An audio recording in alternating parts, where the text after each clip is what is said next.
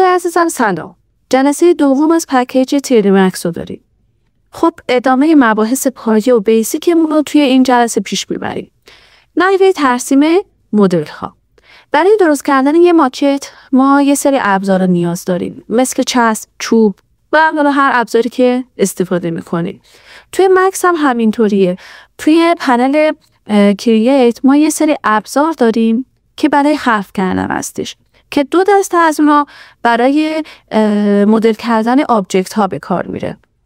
دسته اول جیومتری ها هستن، موضوعات سه بعدی که حجم دارن. دسته دوم اشکال دو بعدی هستن که بهشون میگیم شیپس، که یه سری مدل ها توشون هست که میشه از اونا برای خلق یه آبجکت استفاده کرد. این دو تا دسته خیلی توی بخش کرییت استفاده میشه. در جیومتری یه سری لیستای مختلفی رو در اختیار ما قرار داده. به صورت پیش‌فرض روی استاندارد پریمیتیوز هستش که یه سری آبجکت های ساده ابتدایی و حجم دار وجود داره. اگه بذارمش روی extended primitives یه سری آبجکت های پیچیده تر با جزئیات بیشتری رو به ما میده. مثلا من اینجا میذارم روی دورز یه سری درها رو در اختیار قرار میده. تمام آبجکت هایی که اینجا قرار گرفتن سه بعدی هستن. وقتی روی شیپس میایم لیست داریم به نام اسپیلاین که یه سری اشکال دو بعدی به ما میده. بعد از اون مثلا نربزا رو داریم که همه اینا مواد اولیه هستن که دو بعدی هستن که با تکنیک‌های مختلف به حالت سه بعدی و حجم در میان. ابتدا نحوه ترسیم مدل ها رو بگم تا بعد بریم روی جزئیات کار. خب بریم صحنه رو ریست بکنیم. برای ریست کردن از منوی فایل گزینه ریست رو انتخاب میکنیم. یه پنجره برامون باز میشه، میگه do you really want to reset، یعنی میخوای که حتما ریست بشه، میزنن yes و صحنه کامل ریست میشه و انگار ما نرم افزارمون رو دوباره از اول اجرا کردیم. ترسیم آبجکت ها در 3D Max تقریبا با یه فرمول انجام میشه که به کمک کلیک و درگ هستش. در بخش کرییت در دسته جیومتری روی استاندارد پریمیتیوز که مسیر فعال دیفالت خود نرم افزار هستش. اقلام سه بعدی در اختیار داریم. هر کدوم که نیاز باشه فعالش میکنیم و با کلیک و درگ ترسیم میکنیم. توی هر ویوپورتی که مد نظرمون هستش. توی پرسپکتیو میکشم که راحت تره. منتها توی هر کدوم از سوژه بستگی به حجمش ممکنه یک کلیک اضافه داشته باشه، حالا یا یه حرکت اضافه داشته باشه. مثلا باکس که انتخابش کردم خیلی راحت میتونیم ترسیمش بکنیم با یک کلیک و درگ ساده. اول دکمه سمت چپ ماوس رو نگه میداریم و درگ میکنیم. ابتدا قاعده باکسمون یعنی سطح پایینی باکسمون رو میکشیم. طول عرض مورد نظرمون رو که مشخص شد دکمه موس رو رها میکنیم. برای ارتفاع باکسمون هم موس به سمت بالا یا به سمت پایین میبریم تا ارتفاعمون مشخص بشه. با یک کلیک ساده ترسیم این باکسمون رو تمومش میکنیم. موضوع بعدی اسفیر هستش که همون کره هستش. با یک کلیک و درگ میتونیم ترسیمش بکنیم. فقط کافیه که مرکز کره و شعاع مد نظرمون رو مشخص بکنیم. بعد کون رو داریم که همون مخروط هستش. با کلیک و درگ اول قاعده مخروط رو مشخص میکنیم، موس رو رها میکنیم. بعد ارتفاع مخروط رو با بالا بردن موس مشخص میکنیم. یک کلیک میکنیم که ارتفاع ثبت بشه و دوباره با بالا و پایین بردن موسمون قاعده بالایی مخروطمون رو مشخص میکنیم و یک کلیک میکنیم و اتمام کار. برای جیو اسفیر دقیقا مثل همون اسفیر هستش. تفاوتشون توی ببینید دقیقا مثل همونه، فقط تفاوتشون توی ذاتشون و هویت سگمنتاشونه. من وقتی که F4 رو بزنم ببینید سگمنت هایی که روی جیو اسفیر میبینید مدل سگمنت ها با مدل سگمنت هایی که روی اسفیر میبینید با هم متفاوته. این تقسیم بندی هایی که روی این مدل ها هست اسمشون سگمنت هستش که حالا من بعداً بیشتر بهتون توضیح میدم. برای ترسیم تیوب مثل تقریبا همون مخروط هستش. اول با یک کلیک و درگ شعاع اولیه رو مشخص میکنیم، دکمه مساوی میکنیم، حالا شعاع ثانویه رو مشخص میکنیم که حالا میتونه به سمت داخل یا به سمت خارج باشه. کلیک میکنیم تا ثبت بشه و حالا میریم سراغ ارتفاع که مشخص شد یه کلیک میکنیم و مدل ساخته میشه. موضوع بعدیمون سیلندر هستش که دقیقا مثل همون تیوب هستش، فقط تو خالی نیستش، همون استوانه است. اول یک کلیک و درگ ساده شعاع قاعده ما مشخص میشه و بعد ارتفاع مورد نظرمون رو انتخاب میکنیم. وقتی مشخص شد یک کلیک نهایی میزنیم و تمام. تروس رو داریم که یه مدل دوناتی هستش. با کلیک و درگ اول شعاع اولیه‌مون مشخص میکنیم، دکمه موس رو ول میکنیم، شعاع دومیه‌مون که همون ضخامت مقطع توی همون شعاع دوم تعریف میشه رو مشخص میکنیم، کلیک میکنیم و اتمام کار. بعد پیرامید رو داریم که هرم هست، حجم هرمی شکل. با کلیک و درگ اول قاعده پایینی هرم مشخص میکنیم، دکمه ماوس رو ول میکنیم و ارتفاع مورد نظرمون رو انتخاب میکنیم. موضوع بعدی تیپات هستش که برای ما قوری میسازه. با کلیک و درگ خیلی ساده هر ابعاد و اندازه‌ای که خواستیم میتونیم ترسیمش کنیم. موضوع بعدی پلین هستش که یه صفحه است که حجمی نداره، که میتونم بگم که یکی از پرکاربردترین جئومتری هایی هستش که توی مکس برای مدل سازی استفاده میشه. بعدی تکست پلاس رو داریم که یه متن خیلی کوچیک شد، من دوباره ترسیمش میکنم، که یه متن 3 بعدی هستش که توی این قسمت تکست متن مورد نظرمون رو مینویسیم. حالا هر کدوم از اینا پارامترهایی دارن که در موردش صحبت میکنیم. خب نمای پرسپکتیو ما یه نمای 3 بعدی هستش که گرید رو دارید میبینید. گریدی که توی نمای پرسپکتیو دیده میشه همون گریدی هستش که توی نمای تاپ میبینید. یعنی اگه من پرسپکتیو از نمای تاپ ببینم، ببینید همون میشه، دقیقاً حالت گرید دقیقاً همونه. اصلا من یه پلینی رو اینجا میکشم، ببینید دقیقاً میشه گریدی که توی نمای تاپ داریم. اسمشو میذارم تاپ. یه پلینم رو اینجا میکشم، دیدید چجوری توی نمای فرانت عمود بر سطح گرید ساخته شد، یعنی چسبیده به همون سطح گرید ساخته شد. اسم اینم رو میذارم فرانت. یه پلینم رو توی نمای لفت میکشم و اسمشو میذارم لفت. ببینید چجوری ترسیم شد. الان من اینو جابجا کنم، این لفت، این فرانت و اینم که تاپه. یعنی من در هر نمایی پلین رو ترسیم کردم میچسبه به همون گرید و عمود بر همون گرید کشیده میشه.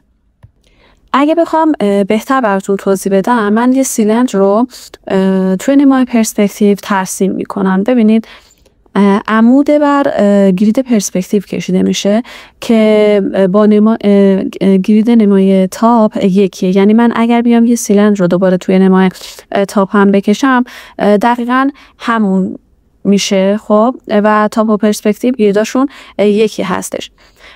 ولی اگه در نمای فرانت من یه در نمای فرانت من یه سیلندر رو بکشم، ببینید چه جوری کشیده میشه. عمود به صفحه گرید فرانت کشیده میشه، چسبیده به اون صفحه کشیده میشه. یا مثلا من بیام توی لفت سیلندر رو بکشم، ببینید چسبیده به گرید لفت کشیده میشه، چسبیده به و عمود به گرید لفت کشیده میشه. بچه‌ها گریدها توی نمای 2 بعدی خب تا بی نهایت هستن، ولی توی نمای 3 بعدی ما محدودیت نمایش داریم. من بیام اگر که مثلا اینجاها رو یا عالم باکس بکشم و حجم‌های مختلفی حالا داشته باشیم، گرید ما گم میشه، ولی اینجا داریم همه گریدا رو ما داریم میبینیم. خب و این گرید اینجا قابل کنترل هستش و من میتونم کنترلش کنم نمایش گرید پرسپکتیو رو. اگر که بیام توی جعبه ابزارمون توی پنجره اسنپ توگلز راست کلیک بکنم، یه پنجره برای من باز میشه، گرید اند اسنپ سیتینگز. توی تب هوم گرید توی قسمت پرسپکتیو ویو گرید اکستند که عدد 7 نشون میده، من میتونم اینو زیادش بکنم تا هر اندازه که بهش احتیاج داشته باشم. ببینید داره گرید بزرگتر میشه و حالا ما بسته به پروژه‌ای که داریم میتونیم وسعت نمایش گریدمون رو توی پرسپکتیو کنترل بکنیم. ترسیم توی ویوپورت های مورد نظر میتونه یه مرحله ما رو جلوتر ببره، یا اینکه میتونیم حالا ترسیم بکنیم حجم مورد نظرمون رو، بعد با ابزارهای روتیت بچرخونیمش. راجع به گریدا بهتون گفتم تمام سوژه های ما چسبیده به گریدا کشیده میشه توی همون ویوپورت. حالا میخوام راجع به اتوگرید باهاتون صحبت کنم. من این فایل رو ریستش میکنم تا به ادامه کار برسیم. خب من یه باکسی رو میکشم اینجا. حالا میخوایم یه سیلندر رو دقیقا روی این باکس ترسیم کنیم. ببین من میکشم دقیقا روی اون گرید زیری ترسیم میشه، روی این باکس ترسیم نمیشه. وقتی که F0 رو بزنم کامل میتونید شما ببینید این قضیه رو. و حالا میتونیم با موو یا الاین که حالا بعدا صحبت میکنیم در موردش، دقیقا این سیلندر رو برداریم بزنیم روی این باکس. ولی خب یه راه ساده تر وجود داره. ما وقتی که سیلندر رو انتخاب میکنیم قبل از اینکه سوژه‌مون رو خواسته باشیم ترسیم بکنیم، خب ما اتوگرید رو فعال میکنیم، میاد یه گرید مجازی. وقتی من کلیک بکنم ببینید یه گرید مجازی برای من میسازه و حجم من روی اون میتونم راحت ترسیم کنم حجممو. حالا توی تمام وجه‌های این باکس میتونم این حرکت رو انجام بدم. ببینید یه گرید مجازی میسازه و من میتونم حجممو ترسیم کنم. یه گرید مجازی میسازه و من راحت میتونم حجممو ترسیم کنم. توی همه وجه‌های این باکس میتونم این کار رو انجام بدم. حتی مثلا من بذارید اینو رو پاک کنم، یه باکس دیگه ترسیم کنم.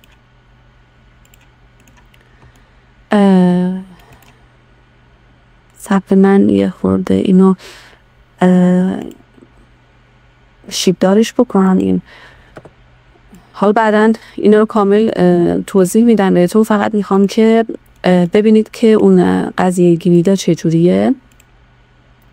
من الان اتوگریدم فعاله، یه کلیک میکنم. ببینید به صورت صفحه کامل کجش کنم که ببینید یه گرید هم به همون چسبیده به اون سطحی که من دارم برای من میسازه و من میتونم حجممو روی اون ترسیم بکنم که خیلی راحت خیلی جاها این اتوگرید به درد ما میخوره و ما خیلی راحت میتونیم ازش استفاده کنیم. ولی اگر که بهش احتیاجی نداریم بهتره که این اتوگرید خاموش باشه، چون بعضی جاها ممکنه که ما رو اذیت بکنه. خب هر مدلی که توی 3D Max ساخته میشه یه سری اطلاعات و پارامترهایی داره. خب مثلا من الان اینجا یه باکسی رو ترسیم میکنم، هیچ اطلاعی از طول و عرض و ارتفاع اون ندارم. سمت راست اینجا یه پارامترایی رو به ما میده که اطلاعات این باکس رو در اختیار ما میذاره که بهترین زمان استفاده از این اطلاعات اینه که همون موقعیه که ما این موضوع رو ساختیمش. خب ولی به محض این که ابزار دیگه فعال بشه یا مثلا حجم دیگه فعال بشه یا مثلا ما کنسل رو بزنم، این اطلاعات دیگه در اختیار ما نیست. حالا چجوری ویرایشش کنیم؟ ما توی پنل کرییت میتونستیم چیزی خلق کنیم. حالا پنل مودیفای رو داریم که میتونیم ویرایش کنیم. به شرطی که سوژه مورد نظرمون انتخاب باشه میتونیم این پارامترهایی که مربوط به اون سوژه است رو ببینیم. خب باکس رو ترسیم کردیم. بهترین روش انتخاب سوژه هم اینه که این ابزار سلکت آبجکت توی قسمت تول بارزتون رو فعال کنید و سوژه مورد نظرتون رو انتخاب کنید. توی پنل مودیفای یه پارامترهایی رو داریم، یه سری اطلاعات به ما میده، لنس، ویدث، هایت، که لنس میشه طول، ویدث میشه عرض و هایت هم میشه ارتفاع. حالا تمام سوژه هایی که داریم و یه پارامترهایی دارن که هر کدوم استفاده کردم من بهتون توضیح میدم، ولی یکی دوتاشو که توضیح بدم بقیهش کامل دستتون میاد که چجوریه. توی پارامترهای باکس یه سری اطلاعات دیگه هم داریم، لنس سکس، ویدث سکس و هایت سکس، که این سکس مخفف سگمنت هستش که یعنی تقسیم. من اگر F4 رو بزنم الان ببینید من در قسمت طول این باکس رو به 4 قسمت تقسیم کردم، در قسمت عرض به 3 قسمت تقسیم کردم، حالا بذارید زیادترش کنم، در قسمت ارتفاع به 2 قسمت تقسیمش کردم. و این سگمنت ها یه هویت مدل هستن، توپوگرافی مدل هستن که ما میتونیم اونا رو کنترل کنیم. خیلی در بخش مدل سازی به ما کمک میکنن و ما خیلی باهاشون سر و کار داریم. خب من حالا مثلا یه سیلند رو میکشم اینجا.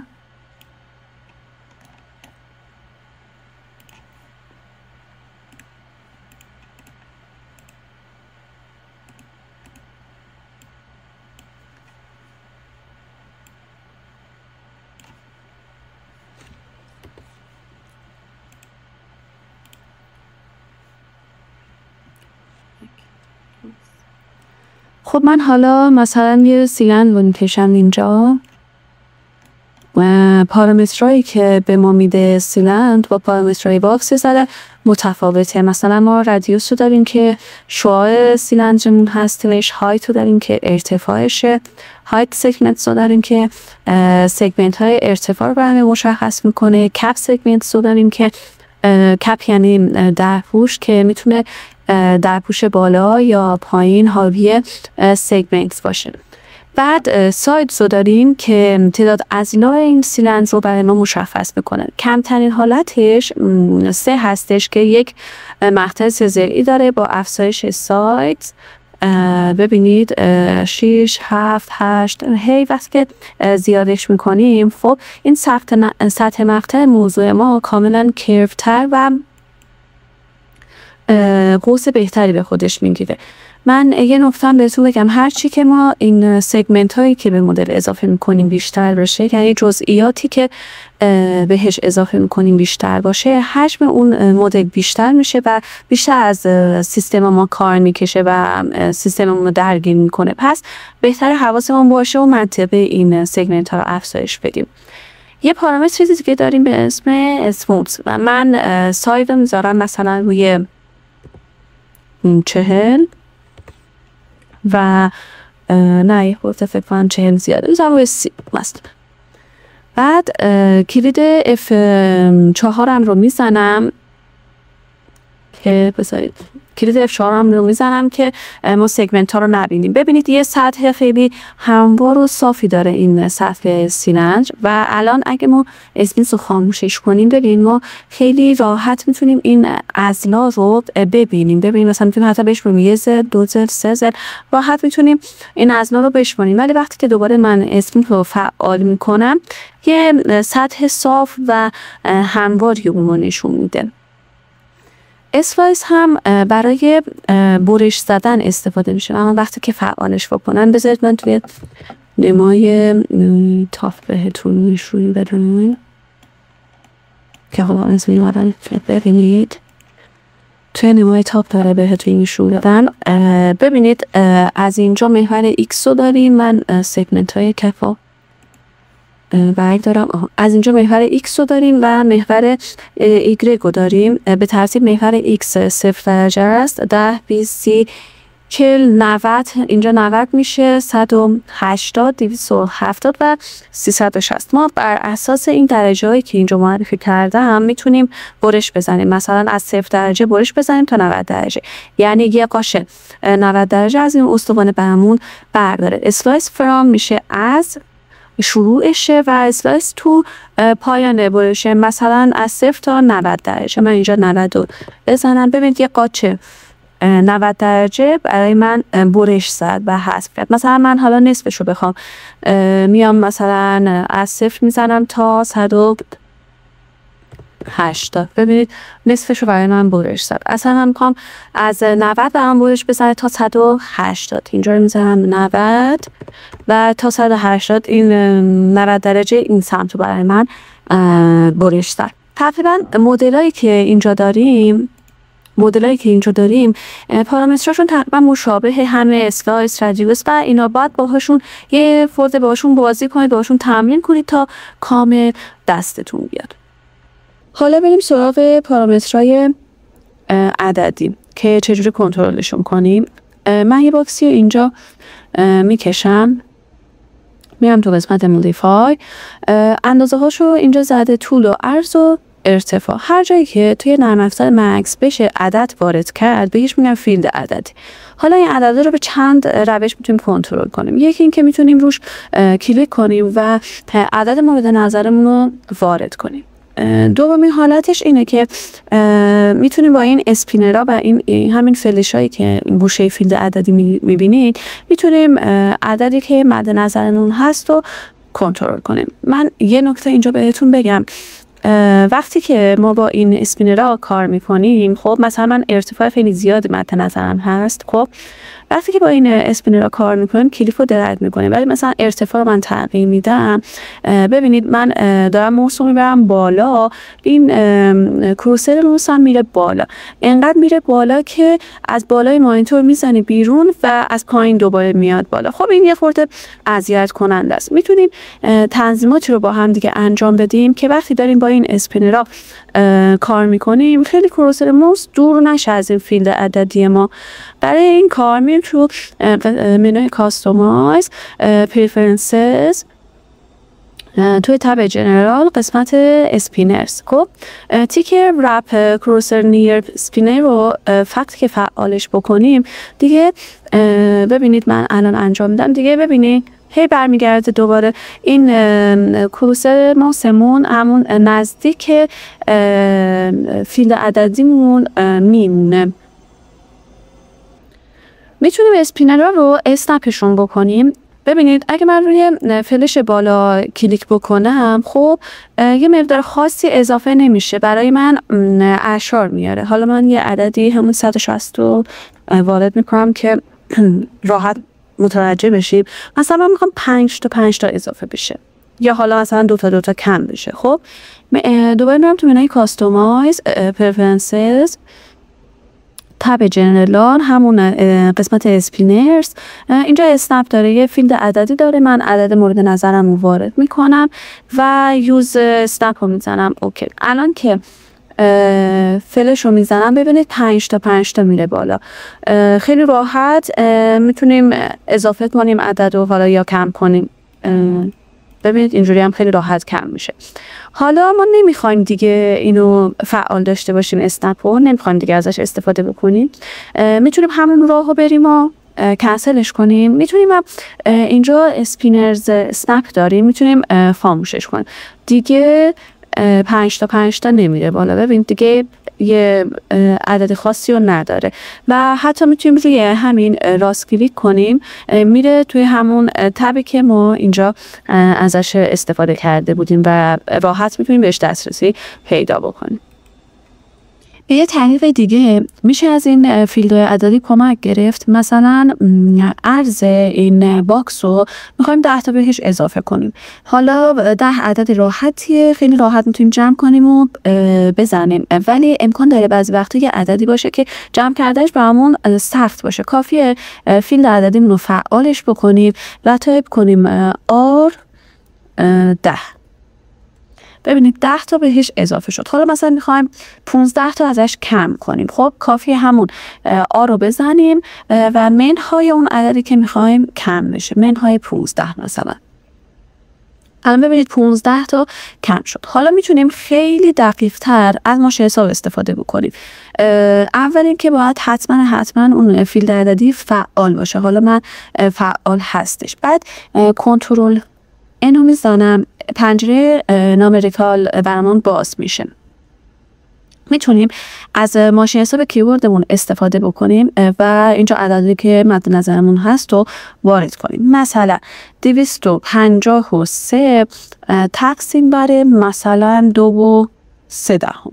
ببینید عدد 110 میشه حاصل اون تقسیم. خب و من اگر کلید پیست رو بزنم عدد 110 دقیق اومد جای فیلد عددی ما نشست و ارزمون شد 110. توی پنل مودیفای یه لیست داریم بهش میگیم نیمند کالر که میتونیم نام و رنگ موضوعاتمون رو کنترل کنیم. خیلی مهمه برای موضوعاتمون نام‌های متناسب و درستی انتخاب کنیم. یادتونه در مورد سین اکسپلورر بهتون گفته بودم وقتی پروژه ما آبجکت‌های زیادی داشته باشه، وقتی که هر آبجکتی اسم مخصوص خودش رو داشته باشه، خیلی راحت میتونیم توی سین اکسپلورر پیداشون کنیم. حالا یه اشاره کوچیک بکنم که چجوری سین اکسپلورر رو میآوردیم. از منوی کاستماایز شو اکسپلوررز سین اکسپلورر ببینید الان اینجا همین یه دونه آبجکت رو دارم، باکس که اسمش هست باکس 201 که خود تریزی مکس وقتی که ما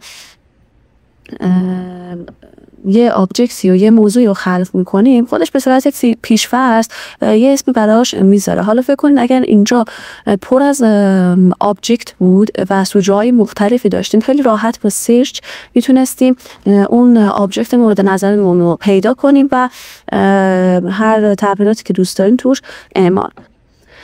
این باکسی داریم، مثلا این قراره یه ماشین بشه، من اسمش رو عوض میکنم، میذارم کار و حتما اینجوری سیف کنید 201. وقتی که اسم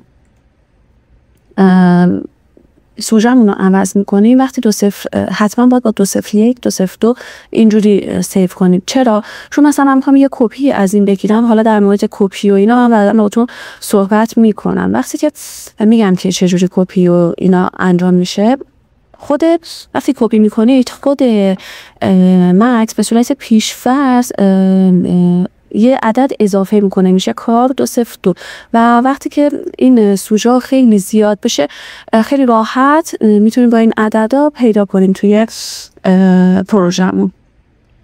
رنگ آبجکت هم که قابل کنترل، مثلا من یه سیلندر میکشم اینجا، خب به صورت پیش‌فرض خود تریزی مکس یه اسم برش گذاشته. حالا مثلا ما متناسب با موضوعمون اسمش رو عوض میکنیم، قراره این مثلا درخت بشه. خب همون اول اسمش رو عوض میکنیم. من هر چقدر که بیام آبجکت اضافه کنم بکشم، به صورت رندوم خود مکس یه رنگی رو براش تنظیم میکنه. خب حالا وقتی که روی این کادر رنگی بزنیم برامون پنجره آبجکت کالر باز میشه که میتونیم رنگ موضوعاتمون رو کنترل کنیم، حالا از قسمت تریزی مکس یا از قسمت پلت اتوکد میتونیم رنگ مورد نظرمون رو انتخاب کنیم. مثلا من میخوام رنگش بنفش باشه. خب این تیک از آن رندوم کالرز به صورت پیش‌فرض فعاله که ما هر آبجکتی که میکشیدیم رنگش به صورت پیش‌فرض عوض میشد رندوم.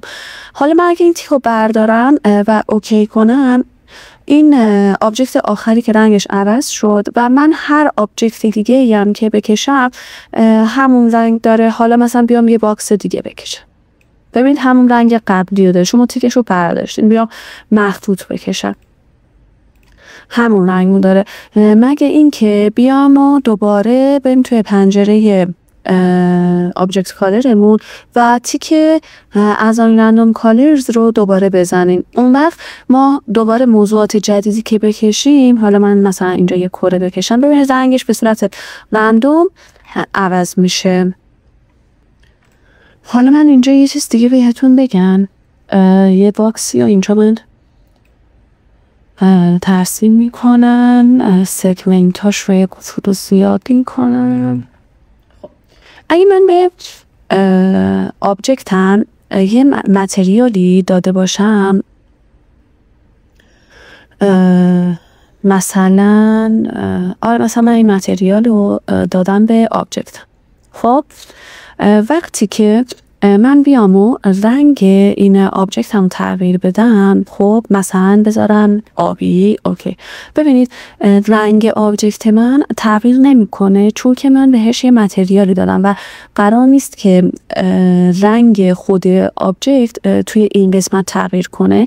وقتی که خواسته باشم رنگش رو عوض کنم، باید برم توی همون پنجره متریالم و از این قسمت رنگ مثلا رنگش رو عوض کنم. حالا میخوام مثلا رنگش آبی آسمونی باشه، اوکی میکنم و رنگ آبجکت من آبی آسمونی شد. خب منتها این رنگی که اینجا انتخاب کردم میشه رنگ اون سگمنت هایی که روی باکس من و آبجکت من هستش. خب من اگه کلید F4 رو بزنم، سگمنت ها، ما داریم سگمنت ها رو میبینیم. وقتی که فعال باشه آبجکتمون انتخاب باشه، سگمنت ها سفیده، ولی وقتی کلیک کنم ببینید سگمنت ها آبی میشه. حالا مثلا من میام رنگ اینجا رو عوض میکنم، مثلا قرمزش میکنم، اوکی. وقتی فعال سفیده، وقتی فعال نیست رنگ اون سگمنت ها حالت قرمز طوری گرفته و رنگی که ما توی این کادر انتخاب میکنیم میشه رنگ سگمنت همون اگر آبجکتمون متریال داشته باشه. برای اینکه پروژهمون یه نظم خاصی داشته باشه، بذارید من یه چند تا آبجکت بکشم. من این کار رو انجام میدم، ولی این کار کلا شخصی، هر مدلی دوست داره انجام بده. میام و همه رنگا رو خب مشکی میکنم. بله این مشکی نشون چون متریال داره. خب و به همه آبجکت ها هم یه متریال توسی رنگ میدم تقریبا. آره مثلا این حالتی. ببین الان همه متریال ها توسی رنگ شدن، شیدینگشون توسی رنگ شد و وایر فریمشون یا همون سگمنتاشون مشکی شد. و این بالاخره شخصی سازی هر مدلی که دوست داره انجام میده. و حالا من این آبجکت رو پاک میکنم. برای پاک کردن هر آبجکتی هم اون آبجکت گرفته میگیریمش، سلکتش میکنیم و کلید دیلیت رو میزنیم و به راحتی اون آبجکت پاک میشه. بحث آخرمون توی این جلسه که خیلی هم مهم هستش در مورد یونیت ستاپ هست که همون سیستم اندازه گذاری یا اندازه گیری توی مکسمون هستش. خب من اول بذارید من ریست بکنم این که حالا انگار یه فایل جدیدی رو باز کرده باشم. قبل از اینکه هر چیزی رو ما توی محیط مکسمون خواسته باشیم خلق کنیم، خب باید یونیت ستاپمون رو کنترل کنیم. اگر که قبل از شروع هر پروژه این کار رو انجام ندیم، توی ادامه قطعاً به مشکل میخوریم که درست کردن اون مشکل کار سختیه و بعضی مواقع هم میتونه اصلا درست نشه اون مشکلمون. خب برای اینکه یونیت ستاپ رو کنترل کنیم، از منوی کاستومایز گزینه یونیت ستاپ رو انتخاب میکنیم. پیش‌فرض روی حالت جنریک یونیتس هستش. توی یونیت ستاپ ما دو بخش داریم که میتونیم یونیت ها رو کنترل کنیم. یه بخش دیسپلی یونیت هستش و بخش دیگه سیستم یونیت هستش. اول راجع به دیسپلی یونیت صحبت میکنم. به صورت پیش‌فرض یونیتی که استفاده میشه جنریک هستش که این یعنی اگر من بیام یه سوژه‌ای رو ترسیم بکنم، مثلا این یه باکسی رو ترسیم بکنم، ابعادش رو مثلا رو بذارم 70، ارزش رو بذارم مثلا 50 و ارتفاعش رو مثلا بذارم 30. خب ارتفاع این باکس 30 هستش. 30 چی؟ 30 سانتی متر، 30 میلی متر. چه واحدی داره؟ هیچی. واحد جنریک خود مکس هستش، خود 3D مکس هستش. در واقع هر کدوم از این گریدایی که اینجا میبینید یک یونیت حساب میشن که هر گرید اینجا واحدش رو زده، واحدش 10 در نظر گرفته میشه. پیشنهاد نمی کنم از این واحد استفاده کنید چون پیش‌فرض مکس روی همینه. حالا اینا دیلیتش میکنم، بریم ادامه یونیت ستاپ رو توضیح بدیم. دوباره میرم منوی کاستومایز، یونیت ستاپ رو میزنم، این دفعه میذارم روی متریک. این لیست رو در اختیارم قرار داده، میلیمتر، سانتیمتر، متر، کیلومتر، هر کدوم که احتیاج داشتیم بسته به پروژه رو میتونیم استفاده کنیم، یا حتی یو اس استاندارد میتونیم فیت، اینچ اینا رو داشته باشیم. ولی تو کار ما مخزن معماری بیشتر از متریک استفاده میشه. من میذارم روی متریک و سانتیمتر رو انتخاب میکنم. حالا من یه باکسی رو اینجا میکشم، ابعادش رو تغییر میدم، 70 50 و 30. میتونید واحدش هم رو جلوش ببینید.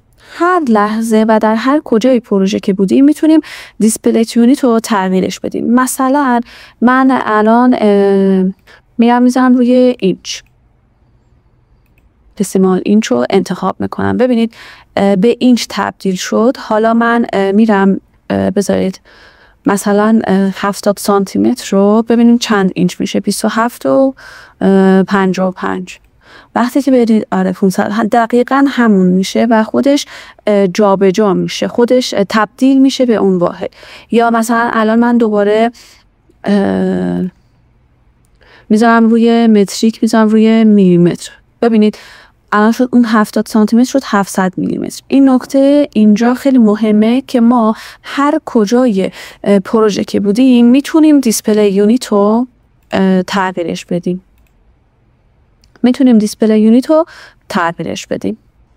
یه بخش دیگه ای داریم به نام سیستم یونیت ستاپ که خیلی اشتباه میگیرن این بخش رو با دیسپلی یونیت. من یه توضیح کوچولویی بدم. یه قانونی توی نرم افزارهای سه‌بعدی وجود داره، هرچی از مرکز صحنه دور میشیم از دقت نرم افزار کم میشه. قبلا هم گفتم بهتون تا بی نهایت فضا داریم توی مکسیم، ولی نرم افزار نمیتونه دقت خودش رو تا بی نهایت بالا نگه داره. اگه بخواد اینجوری باشه نیاز به پردازشگرای خیلی قوی هستش. برای همین یه فرمولی آوردن هرچی از مرکز صحنه یا همون مبدأ مختصات دور میشیم دقت صحنه کم میشه. حالا این دقت رو میتونیم توی پنجره سیستم یونیت ستاپ کنترل کنیم. طراحی و کار کردن با مکس گرایش‌های مختلفی داره. مثلا یکی کارش طراحی جواهراته، یعنی با سوژه های ریز و فواصل خیلی ریز سر کار داره. پس قطعا اسکیلی دیگه از مکس رو باید استفاده کنه تا دقت مکس رو توی فواصل پایین بیاره بالا. یا فرض کنید یکی پروژه بزرگ داره، یه شهر بزرگ مثلا نیاز به فواصل بزرگ داره، پس باید دقت مکس رو توی فواصل دورتر ببره بالاتر. قطعا اسکیلی که استفاده میکنه با اسکیل کاربری که کارش طراحی جواهراته متفاوته. اینجا ما میتونیم توی یونیت ستاپ این کار رو انجام بدیم. خب گفتم هرچی از مبدأ مختصات نرم افزار دور میشیم دقت نرم افزار میاد پایین، که این پایین اومدن دقت باعث میشه که باگایی به وجود بیاد. حالا این باگا توی نمایش سطوح میتونه باشه، توی بردارهای نرمال، توی اوربیت و چرخیدن توی صحنه، یا مثلا زوم کردن این باگا به وجود بیاد که همه این مشکلات ناشی از تنظیمات اشتباهیه که توی این بخش میتونه باشه. مثلا اگه بخوایم این پروژه رو پیش ببریم، خب نیاز داریم که حجم مدل‌ها توی فواصل کوچیک تعریف بشه، میلیمتر یا حتی زیر میلیمتر، خب که دقت مکس توی فواصل کوچیک بره بالا، چون که قرار خیلی ریز با اسکیل خیلی پایین این مدل سازی انجام بشه. خب برای این کار میریم توی قسمت یونیت ستاپ، این سانتیمتر رو میذاریم روی میلیمتر. خب یعنی بهش میگیم که واحد کوچیک در نظر بگیر، یعنی دقت رو توی یونیت های میلیمتر بذار برای من، چون میخوام خیلی فواصل کوچیک داشته باشم و موضوعات خیلی کوچیکی رو مدل سازی کنم. یا اگر مثلا میخوایم در فضاهای معماری که بیشتر باهاش سر و کار داریم، مثل این فضای داخلی که فضای بزرگتریه چیدمان داریم، میتونیم از سانتیمتر استفاده کنیم. اینجا خیلی معقول تره در پروژه های معماری بیشتر از همین واحد سانتیمتر استفاده میشه. یا مثلا فرقی نداره این فضای خارجی که داریم، اینجا هم میتونیم از واحد سانتیمتر استفاده بکنیم که خب برای این کار این قسمت 1 یونیت ها میذاریم روی سانتیمتر. برای پروژه های بزرگتر مثل حالا این عکس از واحد متر استفاده میکنیم. حالا اون خیلی دورتر حالت پست پروداکشن به خودش میگیره. از متر استفاده میکنیم که بتونیم دقت رو ببریم بالا در فواصل دورتر، دقت بیشتری رو بتونیم توی مکس کنترل کنیم. یا مثلا مثل این عکس، این هم حالا فضای دورش خیلی پست پروداکشنه. خب همین فضای این محدوده جلو که تیریدی شده کاملا با متر جوابگو هستش. یا مثلا دیگه اگر خیلی پروژه بزرگی باشه مثل یه همچین پروژه دیگه از کیلومتر باید استفاده بکنیم، چون باید دقت نرم افزار رو در فضاهای خیلی دور بالا ببریم تا بتونیم راحت توی صحنه و فضا کنترل داشته باشیم. خب برای این کارم که میایم اینجا این سانتیمتر رو میذاریم روی کیلومتر. حالا اگر اون فضای خیلی زیادی مد نظرمون باشه یا حالا اگر اون حالتمون استادیوم داشته باشیم میتونیم بذاریم روی متر. هر کدوم که به پروژه‌مون نزدیکتره میتونیم استفاده کنیم. یه نکته هم اینجا داریم، این اسلایدری که میبینید اوریجین، دقت نرم افزار رو از مبدأ میتونیم بیشترش بکنیم، یعنی هرچی از مبدأ دورتر بشیم دقت نرم افزار هم بیشتر میشه که حالا اگر روش راست کلیک کنیم ریست میشه و برمیگرده سر جای اولش، که حالا خیلی به اینا رو احتیاج نیست که دستکاری بکنیم. همین این قسمت اینجا کافیه که حالا نسبت به پروژه‌مون تغییرش بدیم. توی پروژه های معماری چه داخلی چه خارجی چه خیابون معمولا همون سانتیمتر جوابگو هستش و 99% این موارد بهتره که دیسپلی یونیت روی سانتیمتر باشه و سیستم یونیت هم روی سانتیمتر باشه. حالا اینجا هم رو میتونم روی سانتیمتر. میتونیم روی این چند بذاریم. اگر از US استاندارد استفاده کردیم میتونیم سانتیمتر رو روی اینچ بذاریم، چون خیلی اینچ و سانتیمتر نزدیک به همه 1 اینچ 2.5 سانتیمتره و میتونیم اینجوری هر واحدی که انتخاب کردیم همون واحد معادلش رو انتخاب بکنیم. یه نکته آخر هم اینه که سیستم یونیت رو دیگه نمیتونیم توی مراحل آخر پروژه تغییرش بدیم، همون اول پروژه‌مون قبل از اینکه اصلا پروژه‌مون رو شروع بکنیم تغییرش میدیم. این خیلی مهمه. خب حالا من ریستش میکنم صحنه رو.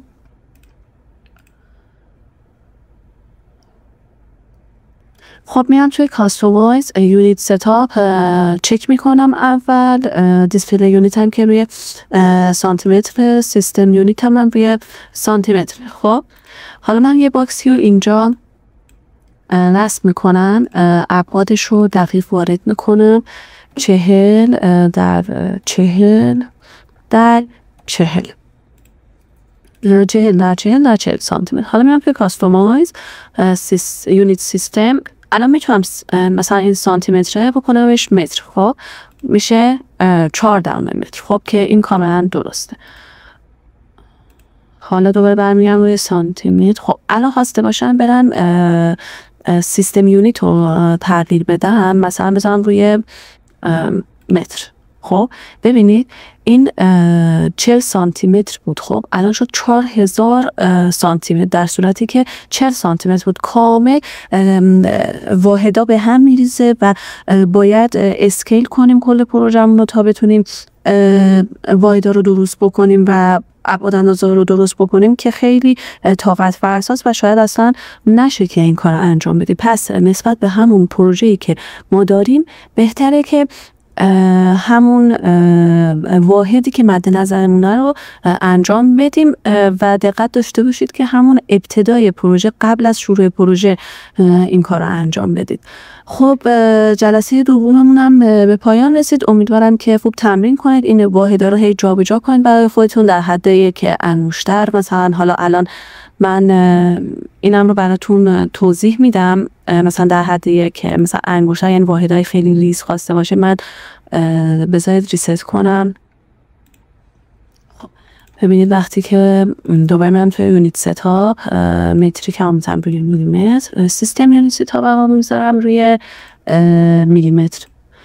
و خب الان ابعادی که من دارم، ببینید میلیمتر خیلی راحت، مثلا 5 میلیمتر، 5 میلیمتر هم خیلی کوچیکه، 10 میلیمتر در 10 میلیمتر در 10 خیلی ریزه، 10 میلیمتر 1 سانتی متر، ولی اینجا ببین چقدر بزرگ برای من نشون داد و خیلی راحت میتونم کنترل داشته باشم. خب جلسه دوممونم تموم شد. مواردی که بهتون گفتم حتما تمرین میکنید تا کامل دستتون بیاد. ممنونم که همراهمون بودید.